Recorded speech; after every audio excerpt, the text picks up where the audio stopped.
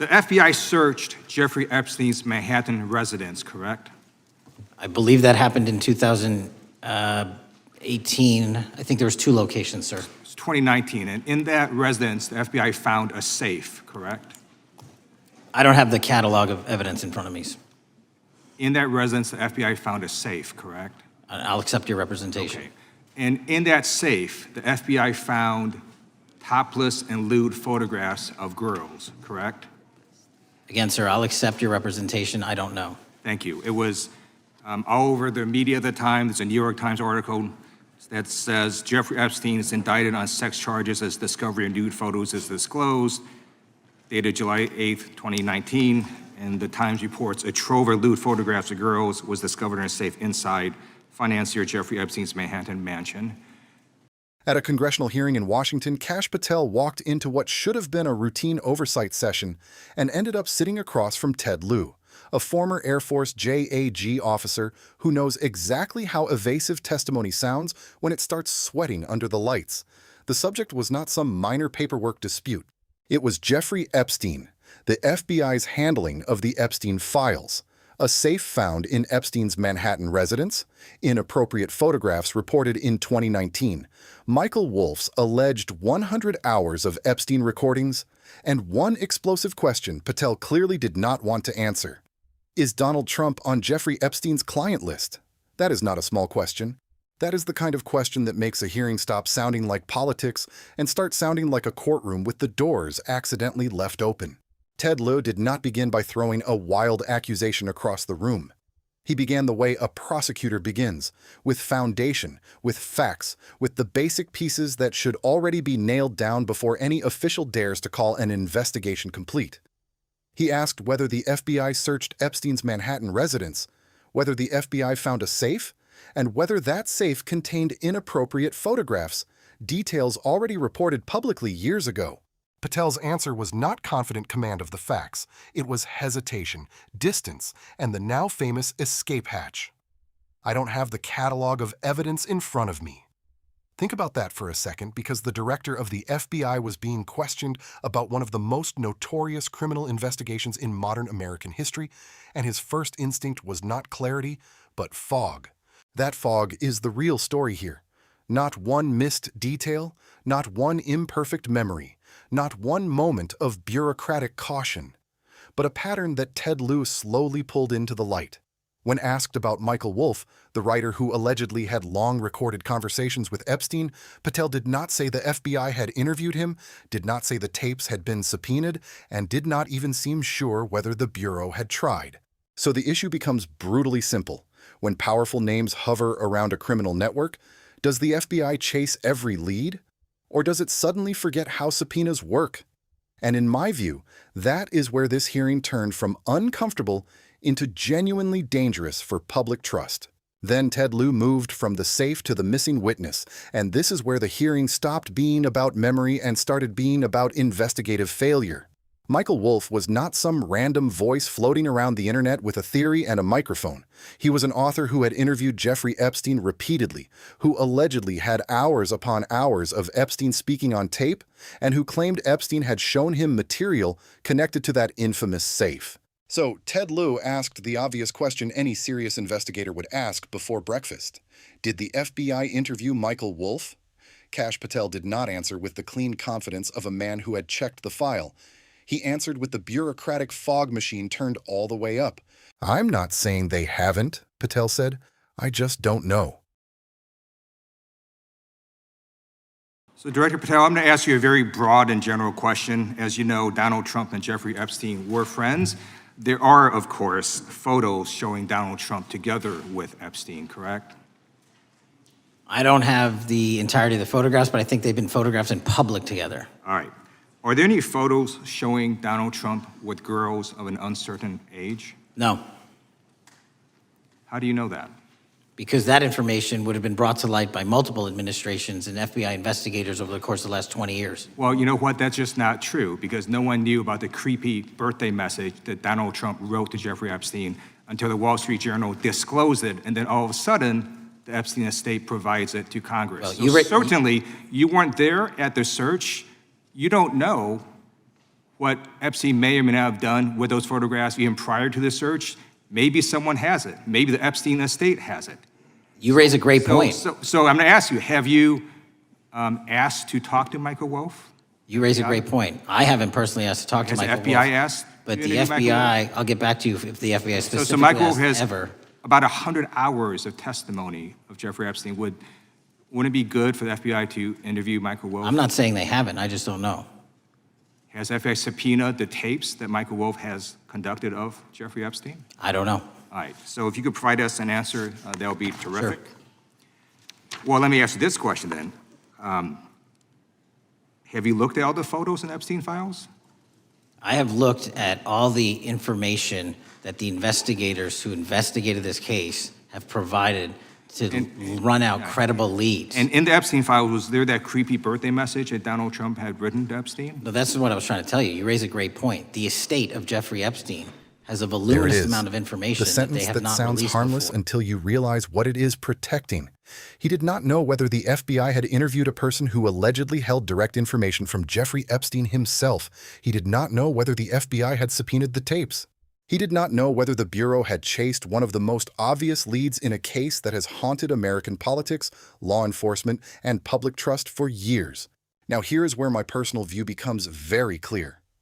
When the head of the FBI says, "I don't know," once, maybe that is human limitation.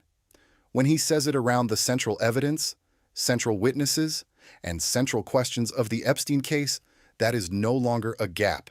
That is a red warning light blinking on the dashboard. Imagine a fire department chief standing in front of a burned building and saying he does not know whether anyone checked the locked basement. Imagine a bank investigator saying he does not know whether anyone looked at the account that received the stolen money. That is not a tiny omission. That is the exact place where public confidence begins to collapse, because the public is not asking for political theater. The public is asking whether the people with badges, budgets, subpoenas, and federal authority actually used them. And then came the Trump question, which changed the temperature in the room. Ted Lieu reminded Patel that Donald Trump and Jeffrey Epstein had been photographed together, that their connection was not some invented fantasy, and then he asked whether there were compromising photos of Donald Trump. Patel answered no, but when Lieu pressed him on how he knew that, Patel's logic turned into wet cardboard. Patel suggested that if such material existed, it would have been brought to light by multiple administrations and investigators over the past 20 years. That sounds neat, almost official, until you remember that hidden evidence does not become non-existent just because powerful institutions failed to find it. Ted Lieu exposed that flaw with the birthday message Donald Trump allegedly wrote to Jeffrey Epstein, a detail that did not emerge because the FBI proudly displayed it after a complete investigation, but because the Wall Street Journal reported it and the Epstein estate later provided it to Congress. That single example mattered because it punctured Patel's entire assumption. If the system had already brought everything to light, then why did that message surface only later? If every relevant document had already been captured, why did Congress have to receive something after media exposure? And if the FBI did not possess every important piece, then Patel had no logical basis to act certain about what did not exist. That is prosecutorial logic at its simplest. You cannot claim certainty from an incomplete record.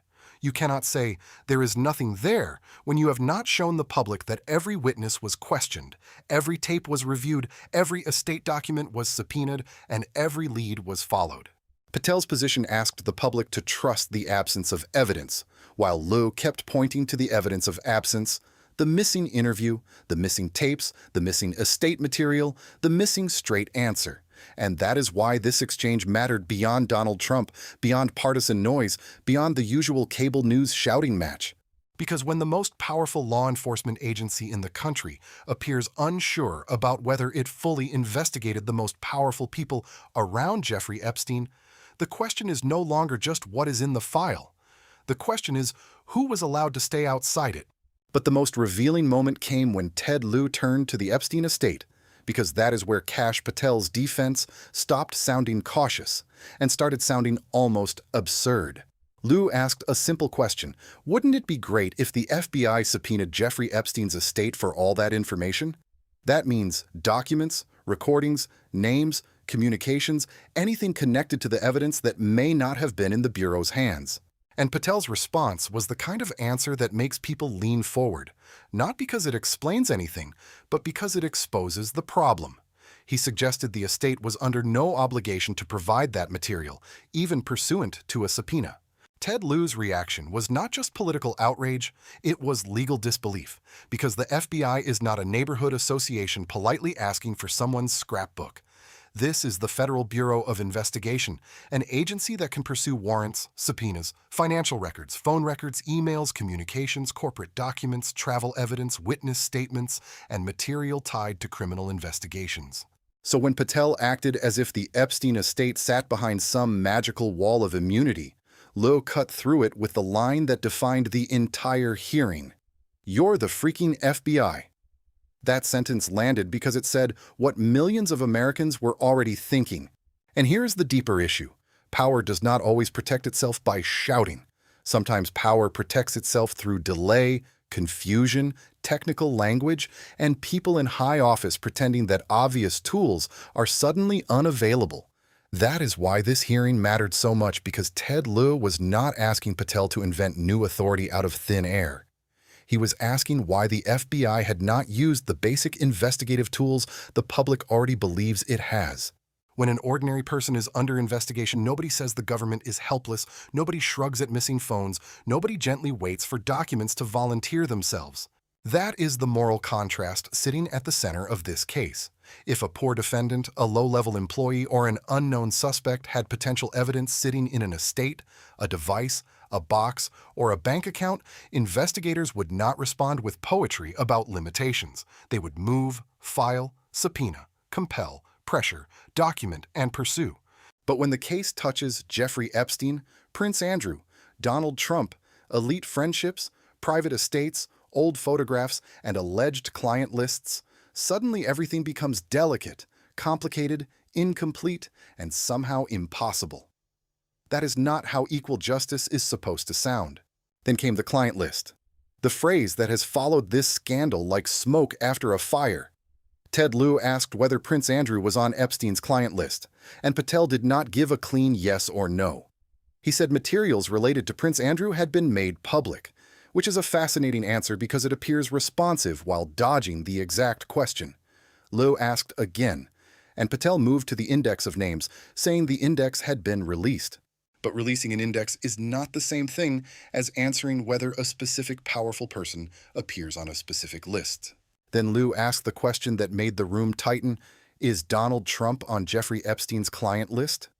Patel answered, the index has been released, and the index will speak for itself. That was not a denial. That was not a confirmation. That was a carefully built wall of words placed exactly where a direct answer should have been.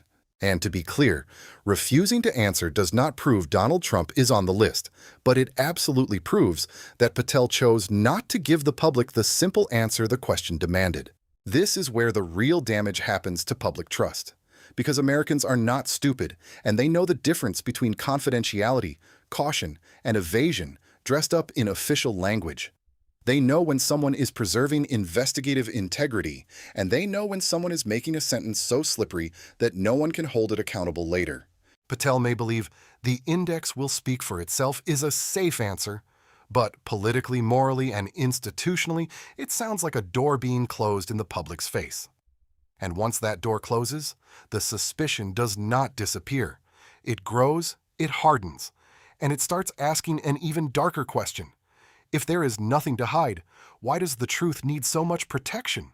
So what do we take from this hearing after the shouting fades, after the clips get cut into pieces, after each side runs back to its favorite explanation? In my view, the lesson is not simply that Ted Lieu asked sharp questions or that Kash Patel gave weak answers. The deeper lesson is that public trust does not collapse because one official says one awkward sentence under pressure. It collapses when powerful institutions ask ordinary people to accept confusion as transparency, delay as process, and silence as responsibility. And that is exactly what this exchange put on display. The Epstein case was never just another criminal file sitting in a federal cabinet.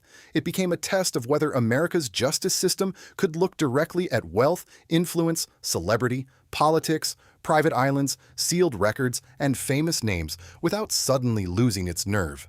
That is why every missing tape matters, every unasked question matters, every vague answer matters, and every "I don't know" from the head of the FBI lands like a hammer on the table.